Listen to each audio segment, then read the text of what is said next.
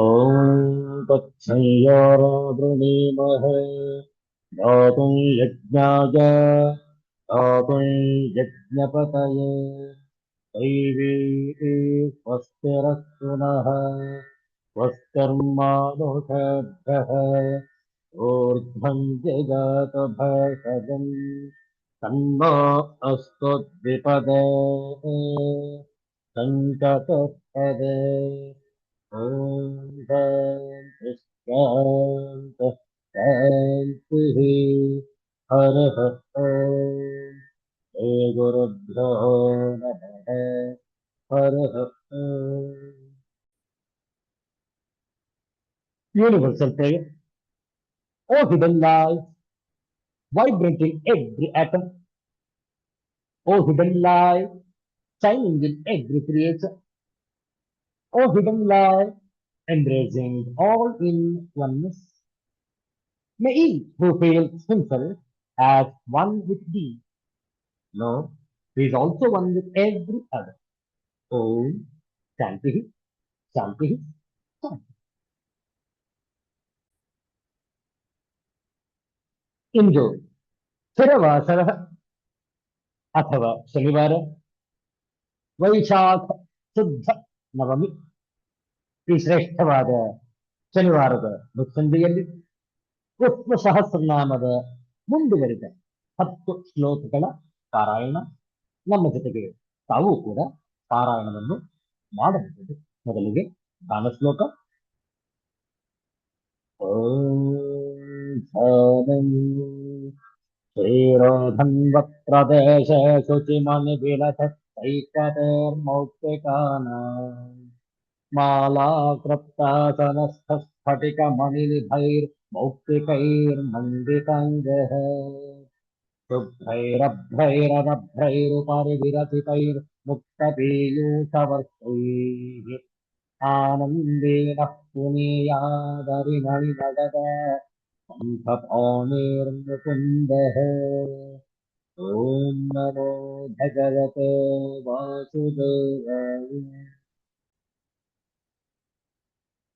ॐ अजः सर्वेश्वरसिद्धः सिद्धः सर्वादिरच्युतः वृषाकपिरमेयात्मा सर्वयोगविनश्वतः वसुर्वसुमनः सत्यः समात्मा संहितः समः अमोघः पुण्डरीकाक्षो वृषकर्मा वृषाकृतिः रुद्रो बहुशिरा बभ्रुर्विश्वयोनिः शुचिश्रवः अमृतश्चाक्वटस्थाणुर्वरारोः महातपाः सर्वगः सर्वविद्वानुर्विष्टक्सेनो जनार्दनः वेदो वेदविदव्यङ्गो वेदाङ्गो वेदवित्तविः लोकाध्यक्षः सुराध्यक्षो धर्माध्यक्षः कृताकृतः चतुरात्मा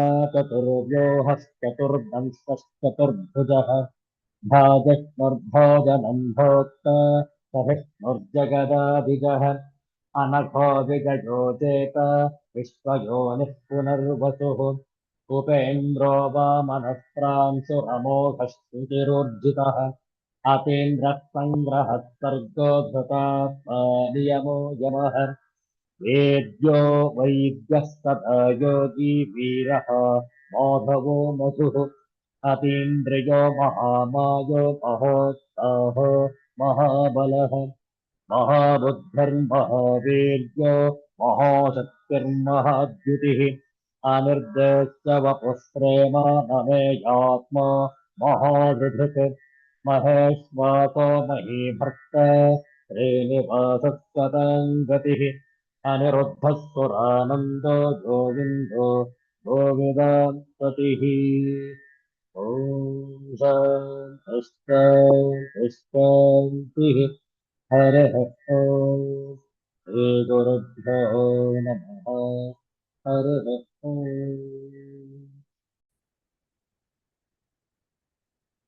ಎರಡು ನಿಮಿಷ ನಾಮ ಜಪ, ದ್ವಾದಶಾಕ್ಷರಿ ಮಂತ್ರದ ಜಪ ಹೇಳಿಕೊಟ್ಟ ನಂತರ ಪುನರಾವರ್ತನೆ. ॐ नमो भगवते वासुदेवाय।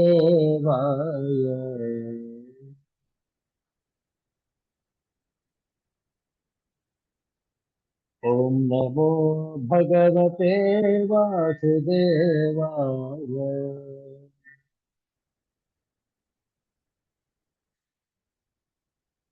ॐ नमो भगवते वासुदेवाय।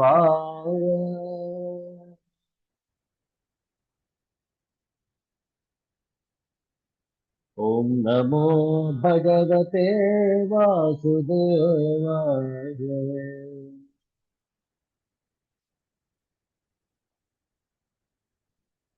ॐ नमो भगवते वासुदेवाय।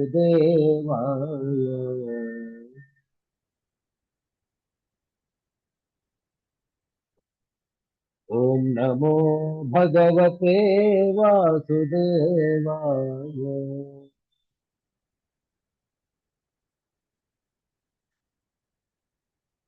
ॐ नमो भगवते वासुदेवाय।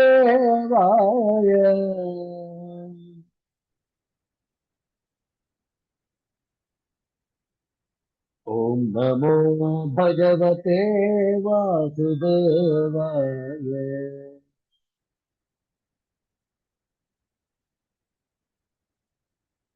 ॐ नमो भगवते वासुदेवाय।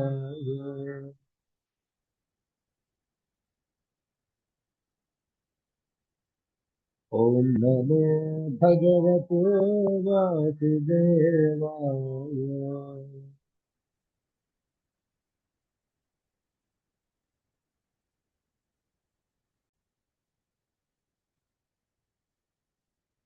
ಭಗವಂತನ ನಾಮಸ್ಮರಣೆ, ಒಂದು ನಾರಾಯಣನ ಭಜನೆ ಹೇಳಿಕೊಟ್ಟ ನಂತರ ಪುನರಾವರ್ತನೆ.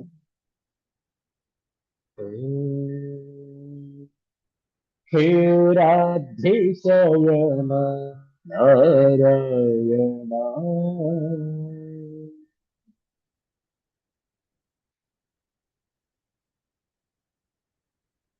ಶ್ರೀಲಕ್ಷ್ಮೀರಮಣ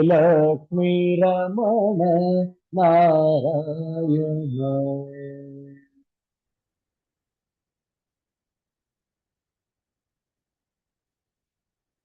ಕ್ಷೀರಾಬ್ಧಿಶಯನ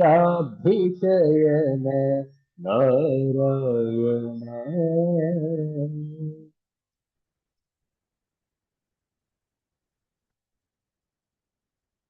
ಶ್ರೀಲಕ್ಷ್ಮೀರಮಣ ನಾರಾಯಣ.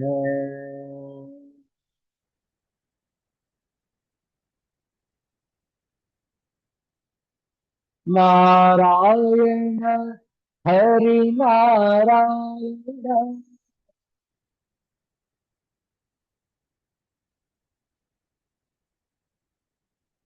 ನಾರಾಯಣ ಹರಿ ನಾರಾಯಣ.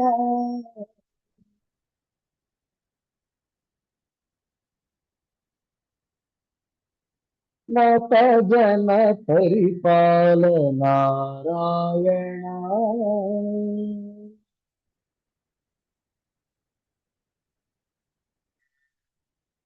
ನತ ಜನ ಪರಿಪಾಲ ನಾರಾಯಣ.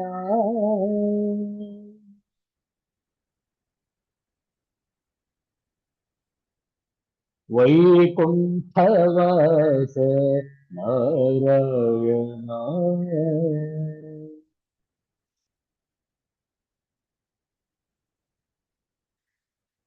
ವೈದೇಹಿ ರಮಣ ನಾರಾಯಣ.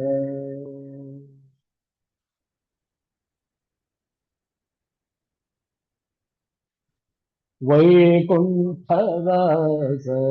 ನಾರಾಯಣ.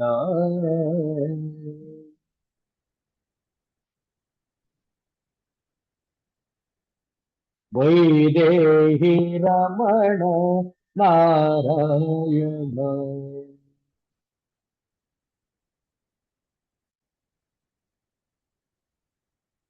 ನಾರಾಯಣ सत्यनारायण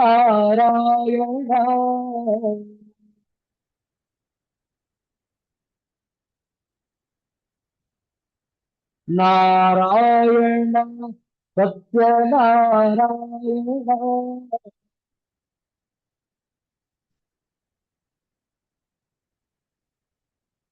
नरहरि रूप नारायण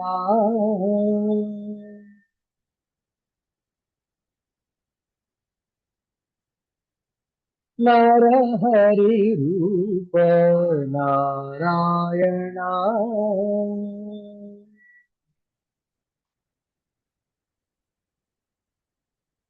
क्षीराब्धिशयन नारायण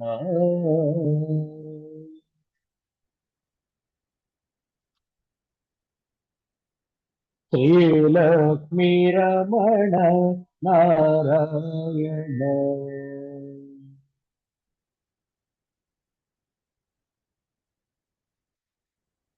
श्रीलक्ष्मीरमण नारायण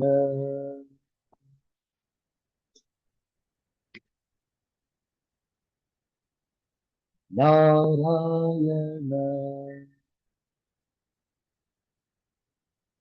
नारायण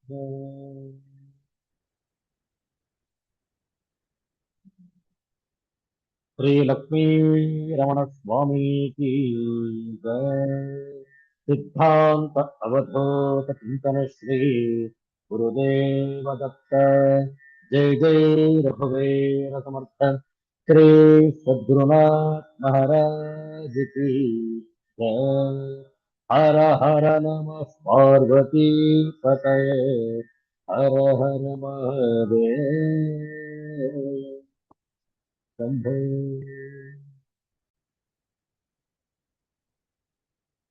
ಶ್ರೀಮದ್ಭಗವದ್ಗೀತೆಯ ಸಪ್ತದಶೋಧ್ಯಾಯ ಪ್ರಾರಂಭದಲ್ಲಿ ವಿಚಾರ ಮಾಡಿದ ಕೊನೆಯ ಕೆಲವು ಶ್ಲೋಕಗಳ ಪಾರಾಯಣ ಹೇಳಿಕೊಟ್ಟ ನಂತರ ಪುನರಾವರ್ತನೆ.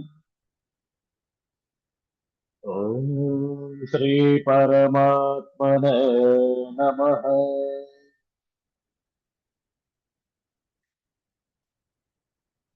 ಅಥ ಸಪ್ತದಶೋಧ್ಯಾಯಃ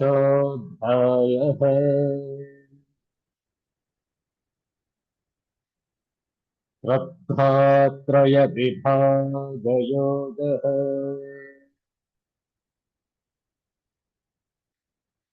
श्री भगवानुवाच देव द्विजगुरु प्राज्ञ पूजनं शौचमार्जवम् ब्रह्मचर्यमहिंसा च शारीरं तप उच्यते।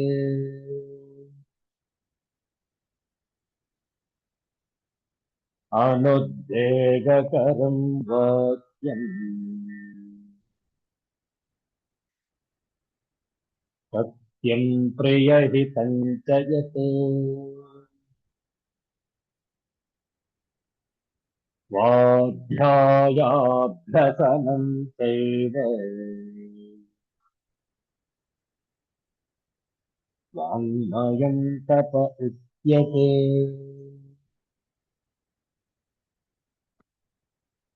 मनः प्रसादः सौम्यत्वम्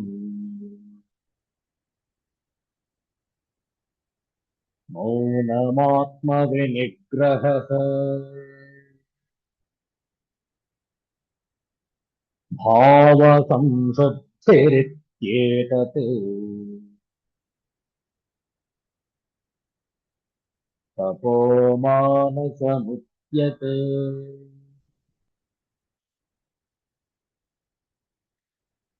श्रद्धया परया तप्तम्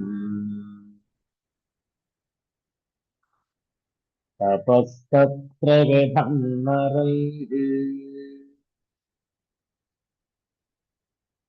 अफलाकाङ्क्षभिर्युक्तैः सात्विकं परिचक्षते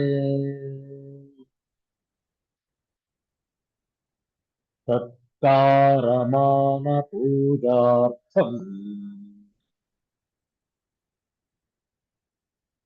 तपोदम्भेन सेवयते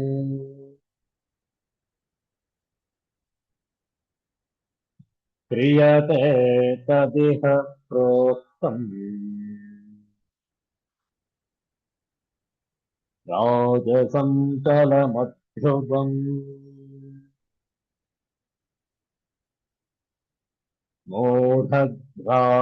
मूढग्राहेणात्मनो यत् पीडया क्रियते तपः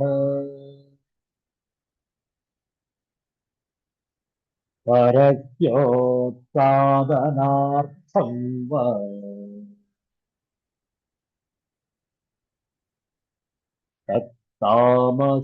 तत्तामसमुदाहृतम्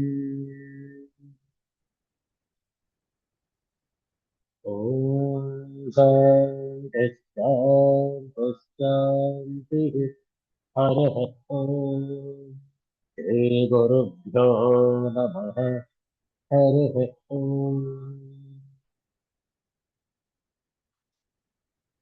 ತಪಸ್ಸುಗಳಲ್ಲಿ ಮೂರು ವಿಧ ಸಾತ್ವಿಕ ಅಲ್ಲ ಶಾರೀರಿಕ ವಾಚಿಕ ಮಾನಸಿಕ ಈ ಮೂರು ವಿಧದ ತಪಸ್ಸುಗಳನ್ನು ಸಾತ್ವಿಕರು ಹೇಗೆ ಮಾಡಿದರು ರಾಜಸಿಕರು ಅವರ ಆಚರಣೆ ಹೇಗಿರುವುದು ಹಾಗೂ ತಾಮಸದ ತಪಸ್ಸು ಶಾರೀರಿಕ ವಾಚಿಕ ಮಾನಸಿಕ ತಪಸ್ಸುಗಳು ತಪಸ್ಸಿನವರಿಗೆ ಹೇಗಿರುವುದು ಈ ವಿಂಗಡಣೆ ಈ 17, 18, 19 ಶ್ಲೋಕದಲ್ಲಿ ಇದೆ ತಾತ್ಪರ್ಯವನ್ನು ಓದೋಣ ನೋಡಿಕೊಳ್ಳಿ This threefold austerity practiced by men whose aim is not to benefit themselves materially but to please the Supreme is of the nature of goodness, sattva good.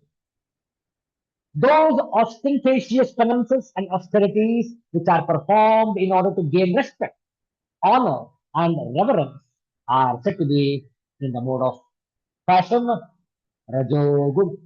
They are neither stable nor permanent. Now comes the Sharirika, Vachika, and Manasika tapas of the ignorant people, tamasic people, and those penances and austerities which are performed foolishly by means of obstinate self-torture or to destroy or injure others are said to be in the mode of ignorance. ये 3 प्रकार की तपस्या जो पुरुषों द्वारा की जाती है जिनका उद्देश्य भौतिक लाभ के लिए नहीं बल्कि सर्वोच्च सर्वोच्च को प्रसन्न करना अच्छाई की प्रकृति है सत्वगुण वे आडंबर पूर्ण तपस्या और तपस्या जो सम्मान सम्मान और श्रद्धा प्राप्त करने के लिए की जाती है उन्हें रजोगुणी कहा जाता है वे न तो स्थिर है और नहीं स्थायी और जो तपस्या और तपस्या मूर्खता पूर्वक आत्मयातना के माध्यम से की जाती है या दूसरों को नष्ट या घायल करने के लिए की जाती है वे अज्ञानता के रूप में कहलाते हैं 19ನೇ ಶ್ಲೋಕ ಮೂಢಗ್ರಾಹೇಣ ಆತ್ಮನಃ ಯತ್ ಪೀಡಯಾ ಕ್ರಿಯತೆ ತಪಃ ಪರಸ್ಯ ಉತ್ಸಾದನಾರ್ಥಂ ವಾ ತತ್ ತಾಮಸ ಉದಾಹೃತಂ ಯತ್ತಪಃ ಯಾವ ತಪಸ್ಸು ಮೂಢಗ್ರಾಹೇಣ ಮೂಢ ಬುದ್ಧಿಯ ಹಠದಿಂದ ಆತ್ಮನಃ ಪೀಡೆಯ ಕಾಯ ವಾಚ ಮನಸ ತನಗೇ ತೊಂದರೆ ಮಾಡಿಕೊಂಡು ವಾ ಅಥವಾ ಪರಸ್ಯ ಉತ್ಸಾದನಾರ್ಥ ಇತರರಿಗೆ ಕೇಡು ಮಾಡುವ ಸಲುವಾಗಿ ಕ್ರಿಯತೆ ಮಾಡಲ್ಪಡುವುದೋ ತತ್ ತಾಮಸಂ ಉದಾಹೃತಂ, ಅದು ಆ ತಪಸ್ಸು ತಾಮಸ ಎಂದು ಹೇಳಲ್ಪಟ್ಟಿದೆ. ಯಾವ ತಪಸ್ಸು ಮೂಢ ಬುದ್ಧಿಯ ಹಠದಿಂದ ಕಾಯ ವಾಚ ಮನಸ ತನಗೇ ತೊಂದರೆ ಮಾಡಿಕೊಂಡು ಅಥವಾ ಇತರರಿಗೆ ಕೇಡು ಮಾಡುವ ಸಲುವಾಗಿ ಮಾಡಲ್ಪಡುವುದು ಆ ತಪಸ್ಸು ತಾಮಸವೆಂದು ಹೇಳಲ್ಪಟ್ಟಿದೆ. ನೋಡುವ ಈ 19ನೆಯ ಶ್ಲೋಕದ ಶಾಂಕರ ಭಾವ.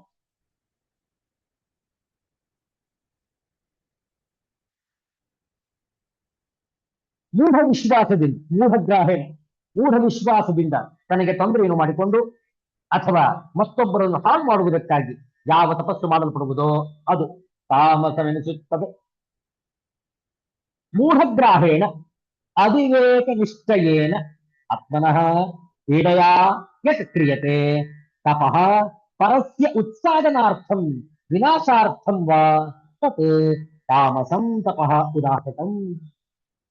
ಮೂಢಗ್ರಾಹದಿಂದ ಅವಿವೇಕದಿಂದ ಮಾಡಿಕೊಂಡ ನಿಶ್ಚಯದಿಂದ ತನಗೆ ತೊಂದರೆಯನ್ನು ಮಾಡಿಕೊಂಡಾಗಲಿ ಮತ್ತೊಬ್ಬರ ಉತ್ಸಾದನೆಗಾಗಿ ಅವನು ಹಾಳಾಗಲಿ ಎಂದಾಗಲಿ ಯಾವ ತಪಸ್ಸನ್ನು ಮಾಡುತ್ತಾನೋ ಅದು ತಾಮಸವೆನಿಸುವುದು. ಅತ್ಯಂತ ಸರಳ ಸಂಕ್ಷಿಪ್ತ ಭಾಷ್ಯ ಆಚಾರ್ಯ ಶಂಕರರದು. ಮತ್ತೊಮ್ಮೆ ನೋಡುವ, ಈ ಶಾರೀರಿಕ ವಾಚಿಕ ಮಾನಸಿಕ ತಪಸ್ಸುಗಳು ಸಾತ್ವಿಕರಿಗೆ ಹೇಗಿತ್ತು, ರಾಜಸಿಕ ವ್ಯಕ್ತಿಗಳಿಗೆ ಯಾವ ರೀತಿ ಇತ್ತು, ತಾಮಸಿಕರಿಗೆ ಯಾವ ರೀತಿ ಇದೆ ಅನ್ನುವಂಥದ್ದನ್ನು ಮತ್ತೊಮ್ಮೆ ಮೆಲುಕು ಹಾಕೋಣ. ಶಾರೀರಿಕ ವಾಚಿಕ ಮತ್ತು ಮಾನಸಿಕ ತಪಸ್ಸುಗಳಲ್ಲಿ ಮತ್ತೆ ಪ್ರತಿಯೊಂದರಲ್ಲೂ 3 ವಿಧ: ಸಾತ್ವಿಕ, ರಾಜಸ, ತಾಮಸ ಎಂದು. ಹೇ ಅರ್ಜುನ, ಇವುಗಳ ವಿವರಣೆಯನ್ನು ಕೇಳು. ಇಹ ಪರ ಸುಖ ಭೋಗಗಳನ್ನು ಪಡೆಯುವ ಅಪೇಕ್ಷೆ ಇಲ್ಲದೆ, ದುಃಖ ನಿವೃತ್ತಿ ರೂಪಿ ಫಲದ ಅಪೇಕ್ಷೆಯೂ ಇಲ್ಲದೆ, ಏಕಾಗ್ರತೆಯಿಂದ ಅತ್ಯಂತ ಶ್ರದ್ಧೆಯಿಂದ ಪೂರ್ಣ ವಿಶ್ವಾಸದೊಂದಿಗೆ ಮಾಡಲಾಗುವ ಶಾರೀರಿಕ ವಾಚಿಕ ಮತ್ತು ಮಾನಸಿಕ ತಪಸ್ಸುಗಳನ್ನು ಸಾತ್ವಿಕ ಎಂದು ಹೇಳಲಾಗುತ್ತದೆ. ದೊಡ್ಡಸ್ತಿಕೆಗಾಗಿ ಅಥವಾ ಸತ್ಕಾರ, ಹೊಗಳಿಕೆ, ಗೌರವ, ಆದರಗಳನ್ನು ಗಳಿಸಲು ಅಥವಾ ಬೇರೆ ಯಾವುದೇ ಸ್ವಾರ್ಥ ಶುದ್ಧಿಗಾಗಿ ಮಾಡಲಾಗುವ ಅಥವಾ ದಂಭಾಚಾರದಿಂದ ಮಾಡಲಾಗುವ ಶಾರೀರಿಕ ವಾಚಿಕ ಮಾನಸಿಕ ತಪಸ್ಸುಗಳನ್ನು ರಾಜಸ ಎಂದು ಹೇಳಲಾಗುತ್ತದೆ. ಇವುಗಳಿಂದ ಬಯಸಿದ ಫಲ, ಸತ್ಕಾರ, ಮರ್ಯಾದೆಗಳು ಸಿಗುವುದು ಅನಿಶ್ಚಿತ. ಸಿಕ್ಕರೂ ಕೂಡ ಅವು ಅಲ್ಪಕಾಲ ಮಾತ್ರ ಇರುವ ನಾಶವುಳ್ಳವುಗಳು. ಅಲ್ಪಕಾಲವಿರುವಂತಹ ಈ ಒಂದು ಸತ್ಕಾರಕ್ಕಾಗಿ ಯಾರು ತಪಸ್ಸನ್ನು ಮಾಡುವರೋ ಅದು ರಾಜಸಿಕ ತಪಸ್ಸು. ಹಾಗೆಯೇ ಹೆಡ್ಡತನದ ಹುಮ್ಮಸ್ಸಿನಿಂದಾಗಲಿ ಹಠದಿಂದಾಗಲಿ ತನ್ನ ದೇಹವನ್ನು ಮನಸ್ಸನ್ನು ಪೀಡನೆಗಾಗಿ ಒಳಪಡಿಸಿ ಯಾವ ತಪಸ್ಸನ್ನು ಮಾಡುವ ಶಾಸ್ತ್ರ ವಿರುದ್ಧವಾದ ಏಕಪಾದ ಸ್ಥಿತಿ, ಕಟ್ಟುಪವಾಸ ಇತ್ಯಾದಿ ಕ್ರಿಯೆಗಳನ್ನು ತಾಮಸ ತಪಸ್ಸು ಎಂದು ಹೇಳಲಾಗುತ್ತದೆ. ಇತರರಿಗೆ ಹಿಂಸೆಯನ್ನು ಕೊಡಲು ಮತ್ತು ಕೇಡನ್ನು ಬಯಸುವ ಕ್ರಿಯೆಗಳನ್ನು ಸಹ ತಾಮಸ ತಪಸ್ಸು ಎಂದು ಹೇಳಲಾಗುತ್ತದೆ. ಉಳಿದ ವಿಚಾರಗಳು ಮುಂದಿನ ವಿಷಯಕ್ಕೆ ನಾವು ಕಾಲಿಡುವಾಗ ದಾನದ ಬಗ್ಗೆ, ಆ ದಾನದಲ್ಲೂ ಕೂಡ 3 ವಿಧ ಯಾವ ರೀತಿ ಇರುವುದು ಅನ್ನುವಂಥದ್ದನ್ನು ಮುಂದಿನ ಶ್ಲೋಕಗಳಲ್ಲಿ ನೋಡೋಣ. ಅದಾದ ನಂತರ ಯಾವ ರೀತಿ ನಾವು ಸ್ವಸ್ವರೂಪದ ಅನುಷ್ಠಾನವನ್ನು ಮಾಡಬೇಕು ಅದರ ವಿವರಣೆಯೂ ಕೂಡ ಮುಂದಿನ ಶ್ಲೋಕಗಳಲ್ಲಿ ವಿಚಾರವಿದೆ. ಅದನ್ನು ಮುಂಬರುವಂತಹ ದಿನಗಳಲ್ಲಿ ಮಾಡೋಣ. ನಾಳೆ ಸಂಜೆ ವಿಚಾರಗಳನ್ನು ಮುಂದುವರಿಸೋಣ. ಒಂದು ತಗ್ಗದ ವಿಚಾರವನ್ನು ಮಾಡಿ ಇಂದಿನ ಸತ್ಸಂಗವನ್ನು ಸಂಪನ್ನಗೊಳಿಸೋಣ. 589ನೇ ಮುಕ್ತ. ಪರೀಕ್ಷೆಗಳು, ಪರಿಭವದ ಶಿಕ್ಷೆಗಳು, ಗರಡಿಯ ವ್ಯಾಯಾಮನ ಬುದ್ಧಿಗಳಿಗೆ, ಪುರುಷತೆಗೆ ಪೆಟ್ಟುಗಳಿನಾದಗಂತಿಯೇ ವಿಜಯ, ಬಿರಿದ ನನೆ ಫಲಕ್ಕೆ ಮನೆ ಮಂಕುತಿಮ್ಮ. ಬಿರಿದನನ ಫಲಕ್ಕೆ ಮನೆ ಮಂಕುತಿಮ್ಮ ಮಂಕುತಿಮ್ಮ.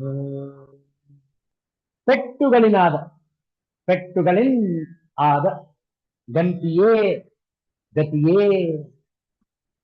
ಈ ಮುಕ್ತಕದ ತಾತ್ಪರ್ಯ ನೋಡಿ. ಗರಡಿಯ ಮನೆಯಲ್ಲಿ ಗಟ್ಟಿಗೆ ವ್ಯಾಯಾಮವಾದಂತೆ ನಮಗೆ ಬದುಕಿನಲ್ಲಿ ಪರಿಪರಿಯಾದ ಪರೀಕ್ಷೆಗಳು, ಆ ಪರೀಕ್ಷೆಗಳಿಂದಾಗುವ ಸೋಲು, ಸೋಲಿನಿಂದಾಗಿ ಅನುಭವಿಸಬೇಕಾದ ವ್ಯಾಕುಲತೆಯ ಶಿಕ್ಷೆ, ಇವುಗಳೆಲ್ಲ ನಮ್ಮ ಮನಸ್ಸು ಬುದ್ಧಿಗಳಿಗೆ ಆಗುವ ವ್ಯಾಯಾಮದಂತೆ ಎನ್ನುತ್ತಾರೆ ಮಾನ್ಯ ಗುಂಡಪ್ಪನವರು.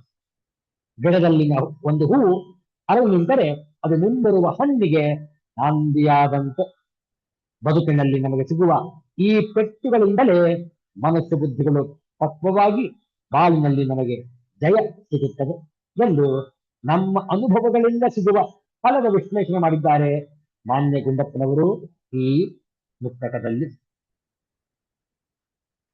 Life puts you through a series of exams. It makes you suffer defeat many times.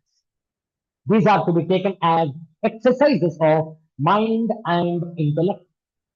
The wounds on the mind and body should be considered as scars of victory. Only when a flower wilts, the fruit makes it its home. For good things to happen, we'll have to go through rough times. Mankutimma. ಪರೀಕ್ಷೆಗಳು ಪರಿಭವದ ಶಿಕ್ಷೆಗಳು ಗರಡಿಯ ವ್ಯಾಯಾಮ ಮನ ಬುದ್ಧಿಗಳಿಗೆ. ಪುರುಷತೆಗೆ ಪೆಟ್ಟುಗಳಿನಾದಂತೆಯೇ ವಿಜಯ ಬಿರಿದನನ ಫಲಕ್ಕೆ ಮನೆ ಮಂಕುತಿಮ್ಮ. ಬಿರಿದನನ ಫಲಕ್ಕೆ ಮನೆ ಮಂಕುತಿಮ್ಮ ಮಂಕುತಿಮ್ಮ. ನಮ್ಮ ಪೂರ್ವ ಕರ್ಮಗಳಿಗೆ ಅನುಸಾರ ವಿಧಿ ನಮ್ಮನ್ನು ಪರಿಪರಿಯ ಪರೀಕ್ಷೆಗಳಿಗೆ ಒಡ್ಡುತ್ತದೆ. ಪೆಟ್ಟು ನೀಡುತ್ತಲೇ ಪಾಪ ಕಲಿಸುತ್ತದೆ. ನಾವು ಪಕ್ವವಾಗುವುದಕ್ಕೆ ಪೂರಕವಾದ ಪರಿಪರಿಯ ಅನುಭವಗಳನ್ನು ನೀಡುತ್ತದೆ. ಅದನ್ನು ಹಾಗೆಯೇ ಸ್ವೀಕರಿಸಬೇಕು.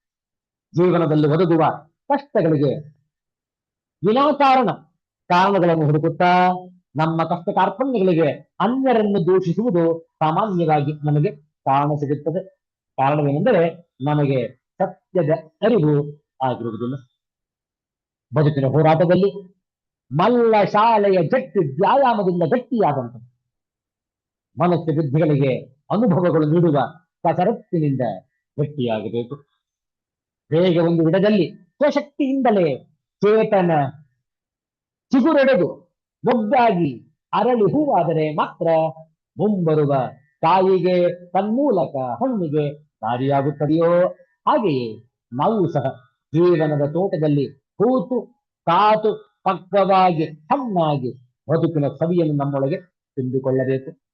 ಹಾಗೆ ನಮ್ಮಲ್ಲಿ ಸವಿ ತುಂಬಬೇಕಾದರೆ ಪಕ್ವತೆ ಬರಬೇಕು. ಅಂತಹ ಪಕ್ವತೆ ಬರಲು ನಮಗೆ ಅನುಭವವಾಗಬೇಕು. ನಮ್ಮ ಕಷ್ಟ ಕಾರ್ಪಣ್ಯಗಳಿಗೆ ನಾವೇ ಕಾರಣವೆಂದು ನಾವು ಅರಿತುಕೊಳ್ಳಬೇಕು. ವಿಧಿಯ ವಿನ್ಯಾಸದ ಪ್ರಕಾರ ನಮ್ಮ ಜೀವನವೂ ಸಾಗುತ್ತವೆ ಎಂದು ಅರಿತುಕೊಳ್ಳಬೇಕು ಮತ್ತು ನಿರ್ಲಿಪ್ತತೆಯಿಂದ ಆ ವಿಧಿಗೆ ಶರಣಾಗಬೇಕು. ಅಂತಹ ಅರಿವು ನಮ್ಮಲ್ಲಿ ಮೂಡಿದರೆ ನಾವು ಎಂತಹ ಪರಿಸ್ಥಿತಿಯಲ್ಲೂ ವಿಚಲಿತರಾಗಬೇಕು. ದೃಢವಾಗಿ ಬಂದದ್ದನ್ನೆಲ್ಲ ಅನುಭವಿಸಿದ ಮತ್ತು ಆ ಅನುಭವದಿಂದ ಕಲಿಯುವಂತಾಗುತ್ತದೆ. ಅಂತಹ ಕಲಿಕೆ ನಮಗಾಗದಿದ್ದರೆ ವಾಸ್ತವವನ್ನು ಅರಿಯದೆ ನಮ್ಮ ಹಣೆಯ ಬರಹವನ್ನು, ಅದನ್ನು ಬರೆದ ದೈವವನ್ನು, ಅನ್ಯರನ್ನು ದೂಷಿಸುತ್ತಲೋ ಅಥವಾ ನಮಗೆ ನಾವೇ ಕೊರಗುತ್ತಲೋ ಬದುಕ ದೂಡಿದರೆ ಕಲಿಕೆ ಶೂನ್ಯವಾಗಿ ಬದುಕಿನಲ್ಲಿ ಬರುವ ಕಷ್ಟಗಳಿಂದ ಉದ್ಭವವಾಗುವ ಪ್ರಶ್ನೆಗಳಿಗೆ ಉತ್ತರವೇ ಸಿಗದೆ ಸೋಲುತ್ತೇವೆ. ಕಡೆಗೆ ಉಳಿಯುವುದು ಕೇವಲ ಕಹಿ.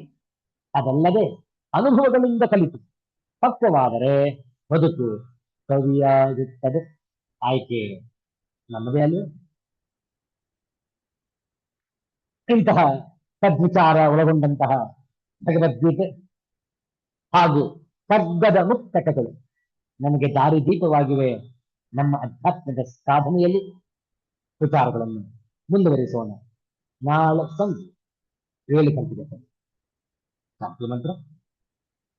ಓಂ ಸ್ವಸ್ತಿ ಪ್ರಜಾಭ್ಯಃ ಪರಿಪಾಲಯಂತ ನ್ಯಾಯೇನ ಮಾರ್ಗೇಣ ಮಹೀಂ ಮಹೇಶಾಃ गोब्राह्मणेभ्यः शुभमस्तु नित्यम् लोकाः समस्ताः सुखिनो भवन्तु काले वर्षतु पर्जन्यः पृथिवी सस्यशालिनी देशोऽयं शोभरहितः ब्राह्मणाः सन्तु निर्भयाः ॐ सर्वे भवन्तु सुखिनः सर्वे सन्तु निरामयाः सर्वे भद्राणि पश्यन्तु मा कश्चित् दुःखभाग् भवेत् ॐ शान्तिः शान्तिः शान्तिः हरिः ॐ श्रीगुरुभ्यो नमः हरिः ॐ ಮತ್ತೆ ಭೇಟಿಯಾಗೋಣ. ಎಲ್ಲರಿಗೂ ಒಳಿತಾಗಲಿ, ಎಲ್ಲರಿಗೂ ಶುಭ. ಜೈ ಶ್ರೀ ಗುರುದೇವ.